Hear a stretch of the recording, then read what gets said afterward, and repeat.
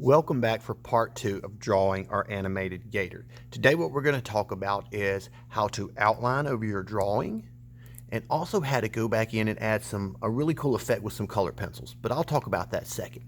The first thing is outlining your pencil marks with something dark. Now today I'm going to use a black marker, and actually I'm going to go ahead and get started while I'm talking. And what you want to do is just go over every pencil mark in here with your black marker. You can use a really dark pencil. You can use a black color pencil, an ink pen. But the idea is to go back over all your lines and make them really permanent, but also really dark. A lot of times you'll find that after you make a drawing, see how I'm just going over those lines, kind of correcting as I go? After you make a drawing, sometimes you begin to add color to it, and the drawing begins to look a little weird because all of a sudden your colors get really bright, and these light pencil marks that you made, they begin to disappear, and so you can't see the drawing or the details anymore. When you outline over things like this with something really dark, it's going to make it so as you begin to add color to it later on, it's going to make it so you can still see all this wonderful drawing that you did. Okay? Now I'm going a little bit slow as I go. Notice I'm kind of changing a little bit of my drawing, but mainly using that as my guide. You want to make sure and do this part with a lot of care and caution, because remember, marker is permanent. So you've got your nice drawing here. You don't want to mess it up. Take my time, get my eye. All right, so I'm going to kind of speed through this right here. Now, on a side note, once you start doing this, you'll notice that a lot of cartoons, comic books, a lot of animated things do this. And it's for the same reason, so they can just add different kinds of color in places, and you can still easily see the details of some of their characters. Okay.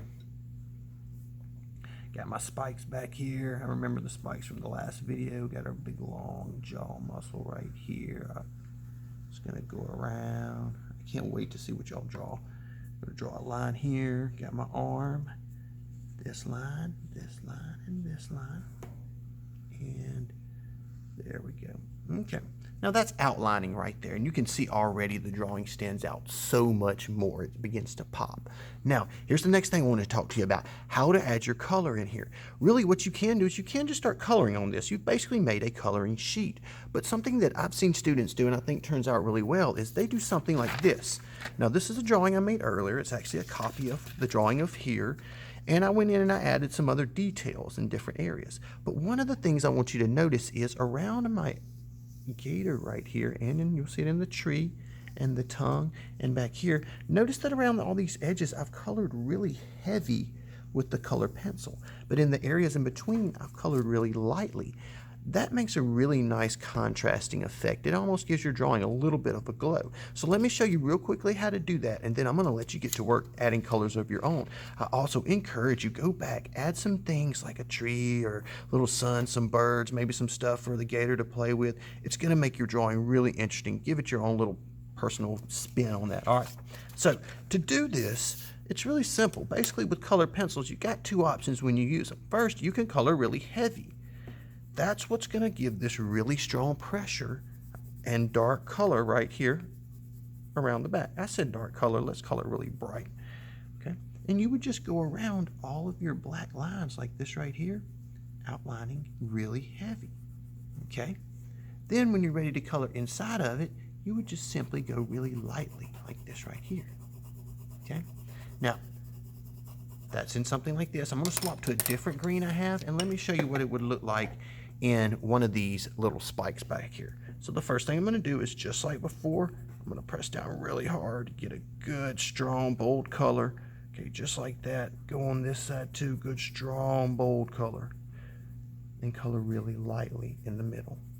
Okay, you're making this really nice contrast of colors. Okay, I recommend doing it in there. You can do it on your tongue as well. Once again, take the detail line, the one that you outlined, and go right against it. Press down really hard.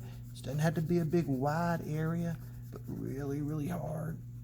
Get a good strong value to it, and then you just color in lightly underneath. Okay. So, good luck with your drawing. I can't wait to see them. I hope they turn out awesome. If you feel like you want to add anything extra to it, by all means, please do. All right, goodbye.